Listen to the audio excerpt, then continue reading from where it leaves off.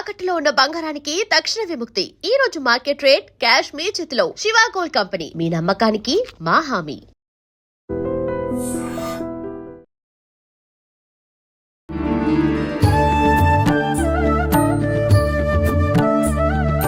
నమస్కారం, welcome to I dream. ధర్మ మార్గం విత్ విజిత కార్యక్రమానికి స్వాగతం.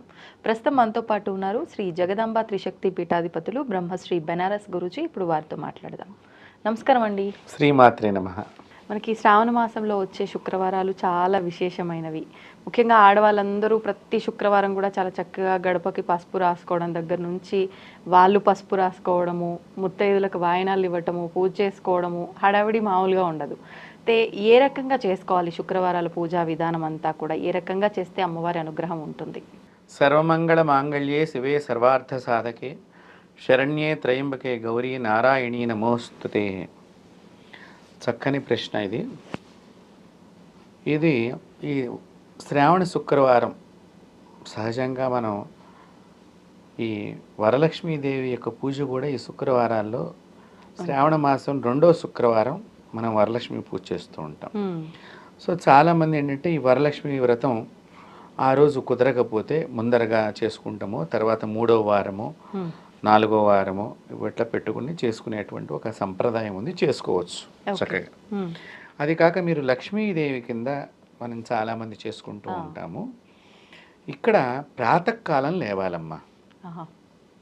లేచి చక్కగా ప్రాతకాలమే శుచులై ఆ దేవతా మందిరం అంతా కూడా మనం శుభ్రం చేసుకుని ముందర రోజు అంటే గురువారం రోజునే దేవతా మందిరాన్ని శుభ్రం చేసుకోవాలి. చేసుకుని చక్కగా ప్రధానమైనటువంటి ఆ లక్ష్మీప్రదం అంటే మన ఇంటి దేవుడు వేరయ్యుండి మనం లక్ష్మీదేవి పూజ చేయాలనుకున్నప్పుడు ఆ ఇంటి దేవుడు ఫోటో ఆ దేవతా మందిరం మధ్యలో ఉంటుంది, దాన్ని కదపకూడదు. చాలామంది తెలియక ఇది ఒక పొరపాటు చేస్తూ ఉంటారు. ఎప్పుడూ కూడా మీ దేవతా మందిరంలో మొదటి నుంచి దేవతా మందిరం మధ్య భాగంలో లలితాదేవి ఫోటో ఉన్నా, శివుడు ఫోటో ఉన్నా, వెంకటేశ్వర స్వామి ఫోటో ఉన్నా, గణపతి ఫోటో ఉన్నా ఆ మధ్య ఫోటోను మాత్రం ఎప్పుడూ కదపకూడదు. అంటే అది ప్రధానమైన దేవత కింద మీరు భావన చేస్తున్నట్లు లెక్క. ఒకవేళ అంటే ఇష్టదైవమైన అంతే, ఇష్టదైవమైనా సరే అక్కడ ఓకే మీరు కులదేవత ఫోటో పెట్టుకున్నా, మీ ఇంటి దేవుడను మీరు పెట్టుకుని మొదట్లో పెట్టుకుంటారు. కొంతమందికి వేములవాడ రాజన్న ప్రధాన ఇంటి దేవుడు, అలా కొంతమంది బెజవాడ దుర్గమ్మ, కొంతమందికి వెంకన్న బాబు అని చెప్పి వెంకటేశ్వర స్వామిని పెట్టుకుంటారు, కొంతమందికి లలితాదేవి, ఇప్పుడు శ్రీ విద్యోపాసన ఇలాంటి వాళ్ళందరూ కూడా ప్రధానమైన దేవత అమ్మవారే కాబట్టి ఆ విధంగా అమ్మవారు లలితాదేవిని పెట్టుకుంటారు. కొంతమంది గణపతి ఉపాసకులు ఉంటారు, గణపతినే పెట్టుకుంటారు. సుబ్రహ్మణ్య ఉపాసకులు ఉంటారు, సూర్యోపాసకులు ఉంటారు. వాళ్ళు ఆ ఫోటో అది మధ్యలోంచి తీయకూడదు. ఇప్పుడు సూర్యుడికి ఫోటో పెట్టుకుంటుంది. సూర్యోపాసకులు అంటే సూర్యుడినే ఉపాసన చేస్తారు. పంచాయతనంలో మనకి పంచాయతనం అంటేనే 5 రకాల భగవంతుడు కదా, అలాంటి వాళ్ళు కొంతమంది సూర్యోపాసన, ఈ సూర్యోపాసన వాళ్ళు సూర్యుడిని మధ్యలో పెట్టుకుంటారు. కాబట్టి ఇప్పుడు ఈ మనకి శ్రావణ మాసంలో శుక్రవారం లక్ష్మీదేవి పూజ చేసుకోవాలని ఆ ఫోటోని పక్క జరిపి ఇక్కడ లక్ష్మీదేవిని కూర్చోబెట్టకూడదు. అంతే చేస్తారు చాలా, అది పొరపాటు. అలా ఎప్పుడు చేయమాకండి అని మన ఐ డ్రీమ్ ద్వారా అందరికి నేను తెలియజేస్తున్నాను. కావాలంటే కింద భాగంలో ఒక సెపరేట్గా ఒక పీట పెట్టుకుని ఆ లక్ష్మీదేవిని అప్పుడు కింద భాగంలో మధ్యగా పెట్టుకోండి. లేదంటే అక్కడే ఆ ఫోటో ముందర అట్లా పెట్టచ్చా? మళ్ళీ అంటే చిన్న అదైతే పెట్టుకోవచ్చు, హైట్ ఎక్కువగా ఆ ఫోటో కంటే పెద్దది పెట్టరాదు. ఆ ఫోటోని ఆనిచ్చైనా చిన్న లక్ష్మీదేవి రూపు ఫోటో కానీ లేకపోతే మూర్తి కానీ ఉంటే మనం ఆ ఫోటో కానిచ్చి పెట్టుకోవచ్చు, తప్పులేదు, చేయవచ్చు. చక్కగా అట్లా పెట్టుకున్నప్పుడు మనం చక్కగా షోడశ ఉపచారాలతో ఆ అమ్మవారి పూజ చేసుకుని చక్కగా లక్ష్మీ అష్టోత్తరం చేసుకుని మనం ఆ లక్ష్మీ అష్టోత్తరం నామాల్లో రకరకాల నామాలు వస్తూ ఉంటాయి. దానిలో కమలాత్మిక నామాన్ని కూడా కలుపుని చేయటం చాలా మంచిది. మనం యాడ్ చేసుకోవాలి.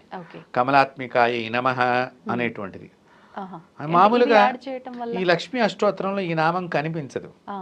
మీకు నేను చెప్పిన నామం ఓం ప్రకృతి నమః వికృతి నమః అని ఉంటుంది కదా, ఈ కమలాత్మికాయ నమః అనే నామాన్ని కూడా కలుపుకుంటాం మూలకంగా చాలా విశేషప్రదంగా ఉంటుంది వారిల్లు.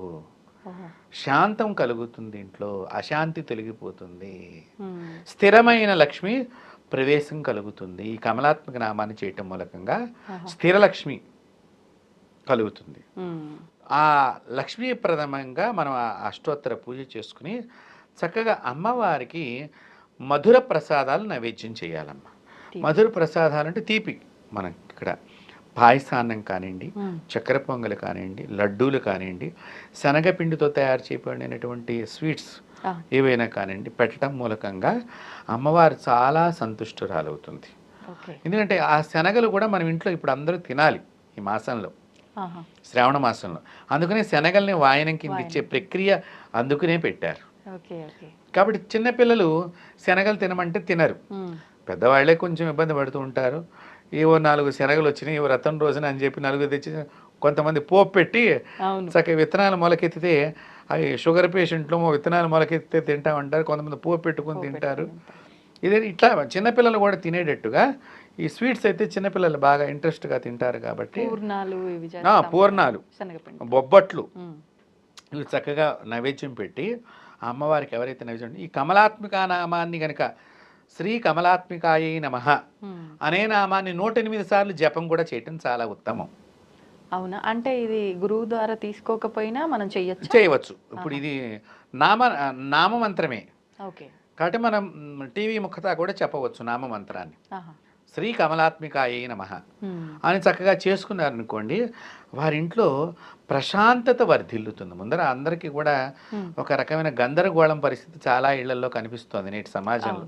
పిల్లలు సరిగ్గా చదవట్లేదనో, లేకపోతే పరీక్షలు సరిగ్గా రాయలేకపోయారనో, మళ్ళీ రకరకాలుగా ఉద్యోగాల్లో, ఇప్పుడు అందరికీ కూడా ఉద్యోగాల్లో కూడా టెన్షన్గా ఉంటుంది. ఇది చేయటం మూలకంగా ఈ అమ్మవారు లక్ష్మీదేవి మనకు తెలియకుండా మన చుట్టూ ఉండేటువంటి చెడు శక్తిని తొలగించేస్తుంది. ఇది ఇప్పుడు మామూలుగా అమ్మవారి ఆరాధన అంతా కూడా ప్రదోష కాలంలో ఎక్కువ చేయాలి అంటూ ఉంటారు లక్ష్మీ అమ్మవారిది. మనం ఉదయము సాయంత్రము 2 సార్లు, ఉదయము సాయంకాలం కూడా సంధ్య లక్ష్మి కింద సంధ్యాదీపం పెట్టుకుని అప్పుడు కూడా చేసుకోవాలి. అప్పుడు కూడా ఈ నామాన్ని జపం చేయాలి. జపం చేసి అప్పుడు ఏదన్నా పటికి బెల్లపు ముక్క కానీ చక్కగా పానకంగా కానీ ఇంత కొద్దిగా తయారు చేసి నైవేద్యం పెట్టినా కూడా చాలా సంతుష్టురాలవుతుంది అమ్మవారు. భగవంతుళ్ళు ఎప్పుడూ కూడానమ్మా మనల్ని కష్టపడిపోయి అనేకమైనవి చేయమని చెప్పలా. ఒక్కటి చేసిన మనసుతో చేసి నాకు సమర్పణ చేసినప్పుడు నేను తప్పకుండా నీ యొక్క హృదయం నందు ప్రవేశిస్తాను. హృదయం అంటే మన ఇల్లే మనకి ప్రధానమైంది. భగవత్ శక్తి మనలో ప్రవేశించాలి, మన హృదయం లోపలికి ప్రవేశించాలి, మన ఇంటి లోపలికి ప్రవేశించాలి. కాబట్టి ఇలాగ ఈ కమలాత్మిక నామాన్ని కనుక చేసినట్లయితే ఆవిడ మరింత సంతుష్టురాలవుతుంది. అందులో విశేషంగా ఏమిటి అంటే శివుని యొక్క సోదరి. తర్వాత ఈవిడ బిల్వదళ నిలయాయ నమః అనే నామావళి ఉన్నది మనకు లక్ష్మీ నామాలలో.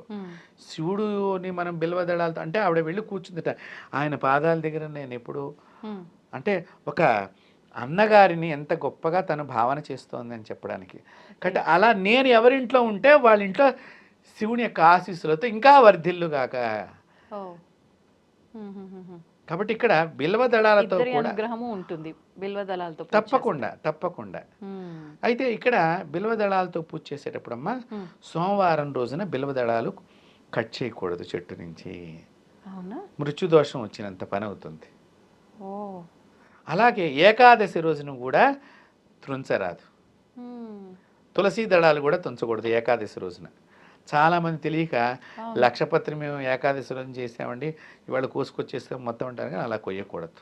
ఏకాదశి రోజున తులసిని తుంచరాదు, సోమవారం రోజున బిల్వదళం తుంచరాదు చెట్టు నుంచి. ఇది ఒక నియమం.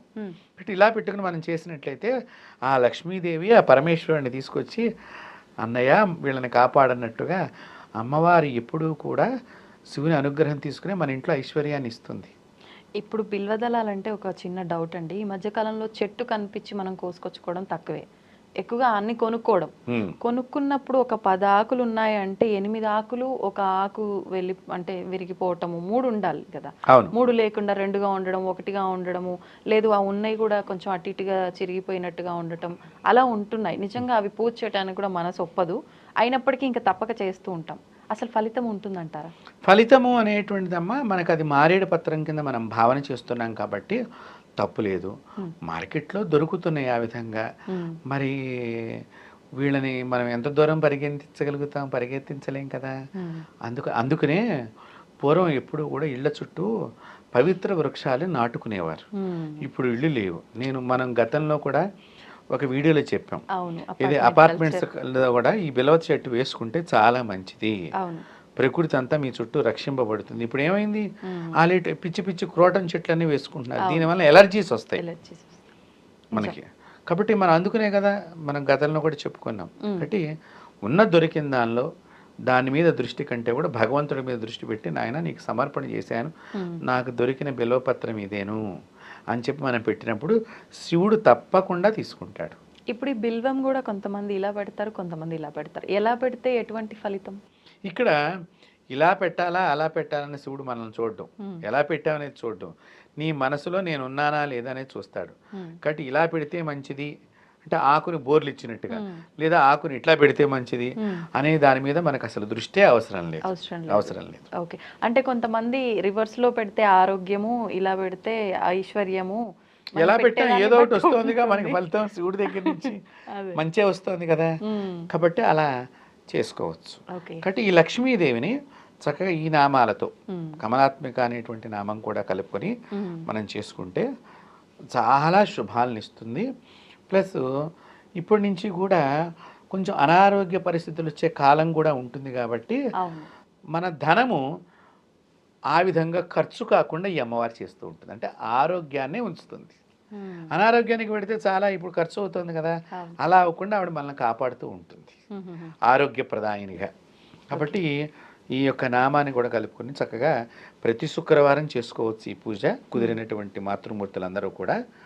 తర్వాత ఈ పూజ చేసేటప్పుడు తామర పువ్వుల రంగు వస్త్రం లాంటిది కట్టుకున్నా కూడా, నేను అదే అడగబోతున్నా, మీకు తెలిసిపోయిందేమో, అది చాలా అమ్మవారు సంతుష్టురాలవుతుంది. అంటే పింక్ లైట్ తామర పువ్వు రంగు, దానికి పువ్వుకి కింద ఒక రకం రంగు ఉంటుంది, పైన ఒక రకం, ఈ రెండిట్లో ఏదైనా ధారణ చేయవచ్చు. చేయటం మూలకంగా కూడా ఈ దేవతా శక్తి తొందరగా ఈ శరీరం లోపలికి ప్రవేశిస్తుంది, చాలా మంచిది. అలాగే తామర గింజలతో అమ్మవారికి కూడా మనం పూజ చేయటం మూలకంగా కూడా ప్రశాంతమైన ధనం వస్తుంది. అంటే దానిలో ఎటువంటి దోషం లేని ధనం అనమాట. మనకు వచ్చే ధనం కూడా మంచి వాళ్ళ చేతుల్లోంచి వస్తుంది. ఇప్పుడు కొంతమంది మోసం చేసిన సంపాదన ఉండొచ్చు, ఆ డబ్బులు తిరుగుతూ ఉంటాయి. ఆ డబ్బు వచ్చింది అనుకోండి గబుకొని, అదే సమయంలో మన జాతకంలో ఏ గ్రహమో బాగుండకపోతే బీరువాలో పెట్టిన 1000 రూపాయల కట్టు కూడా మళ్ళీ బయట పెట్టాల్సి వస్తుంది, దాచిన కట్ట కూడా ప్రభావం ఉంటుందమ్మా. అందుకనే పూర్వీకులు ఎప్పుడు డబ్బును చేత్తో పుచ్చుకునేవారు కాదు. కాబట్టి లక్ష్మీదేవి చెంచల ఇనమహ చెప్పల, ఆవిడ ఒక చోట స్థిరంగా ఉండదని కూడా మనకు ఉన్నది.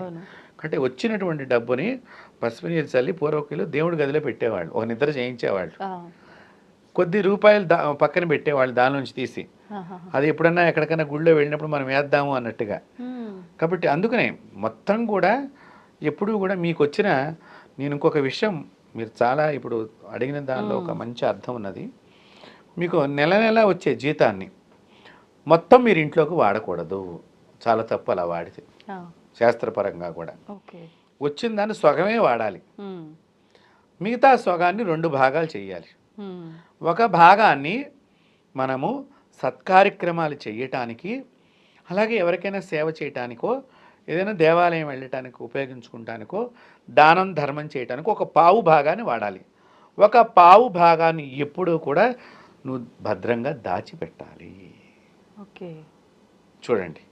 కాబట్టి ఇప్పుడు ఇట్లా వచ్చిన నెలలో వచ్చిన కొన్ని డబ్బులు మరి మీరు ఎక్కడన్నా దేవుడి గురించి దాచిపెట్టారనుకోండి, చక్కగా ఎక్కడన్నా మీరు గుళ్ళో అన్నదానం జరుగుతోంది, చక్కగా ఇవి తీసుకెళ్ళి ఇచ్చారనుకోండి, మంచి శుభమైన ఫలితాన్ని మీరు పొందినటువంటి వాళ్ళు అవుతారు.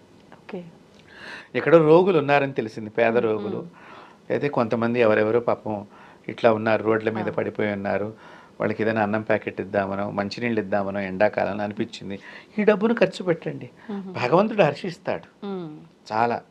ఈ విధంగా మనం డబ్బును కూడా, లక్ష్మి అంటే వచ్చిన దాన్ని సవ్యంగా ఉపయోగించేటువంటి జ్ఞానాన్ని ఇచ్చేటువంటిది. లక్ష్మి అంటే ఒక ధనమే కాదమ్మా, ఆరోగ్యలక్ష్మి, జ్ఞానలక్ష్మి, మోక్షలక్ష్మి, విద్యాలక్ష్మి, సంతానలక్ష్మి, దానిలో ఎన్నో ఉన్నాయి కదా. ఇప్పుడు అష్టలక్ష్ములు, అందులో వరలక్ష్మి లేరు కదా. వరలక్ష్మి వేరు. మరి ఎవరు ఈ వరలక్ష్మి? ఈ వరలక్ష్మి అనేది మనం మరొక ఎపిసోడ్లో వరలక్ష్మి వ్రతం రోజున మనం తెలుసుకుందాం అది. తప్పకుండా. కాబట్టి ఇట్లా లక్ష్ములన్నీ ఉన్నాయి కాబట్టి రాజుగారి ఆలోచనలో రాజ్యలక్ష్మి వేరుంటుంది ఓ ఆహా. కదా. తాపసికులు అంటే తపస్సు చేసేటువంటి వారందరికీ కూడా మోక్షలక్ష్మి, మోక్షం కోరుకునేటువంటి వాళ్ళు లక్ష్మీదేవి మోక్షాన్ని ఇస్తుంది. ప్రతి దేవత అన్ని పనులు చేస్తారు. ఇది మనం మానవులందరూ గమనించుకోవాలి. ఈ మధ్యకాలంలో ఏమైందంటే చాలామంది ఈ దేవుడు గొప్ప ఆ దేవుడు గొప్ప అనేది ఎక్కువగా ప్రచారం నడుస్తుంది. దయచేసి నేను వారిని విమర్శిస్తున్నాను అనుకోవద్దు. దేవతల యొక్క గొప్పతనాన్ని నేనైతే ఎంచలేను. నాకు ప్రతి దేవుడు కూడా పెద్ద పాశుపతాస్త్రం లాంటి శక్తి కలిగినటువంటి భగవంతుడే నా దృష్టిలో. కాబట్టి ప్రతి దేవుడు మనకి పనిచేస్తాడు.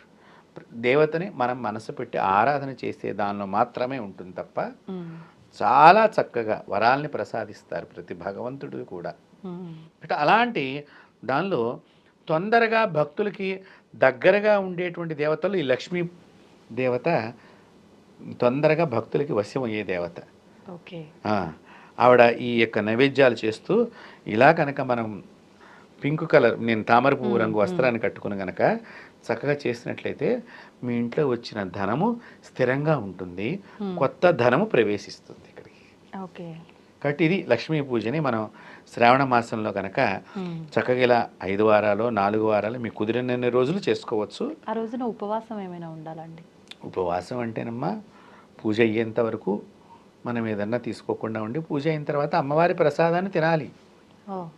ఉపవాసం అంటే చాలామంది ఏంటంటే ప్రసాదాన్ని కూడా తినకుండా ఉంటారు. అది చాలా పొరపాటు.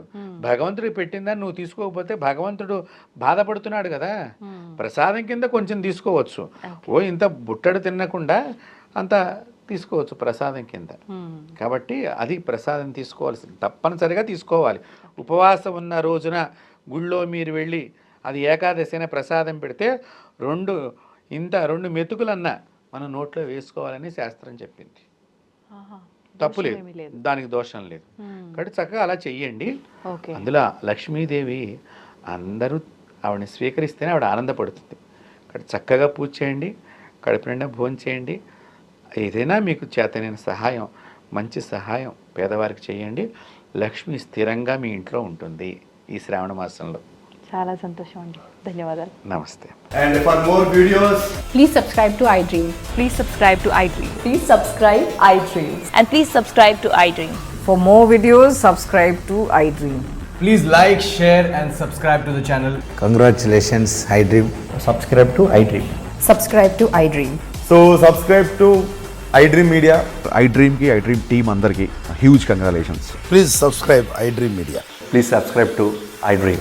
Subscribe iDream. Please subscribe to iDream. iDream అంటే నా కళల ఛానల్ను సబ్స్క్రైబ్ చేసుకున్నారు, నోరు తిరుగుతలేదు. మీరైతే గంట గుర్తు కొట్టండి. For more such videos, please subscribe to iDream. Subscribe to iDream. Please subscribe to iDream. Please subscribe iDream Media. Please do subscribe to iDream. Please subscribe to iDream Media. For best entertainment and information, please subscribe iDream. And don't forget to subscribe to iDream.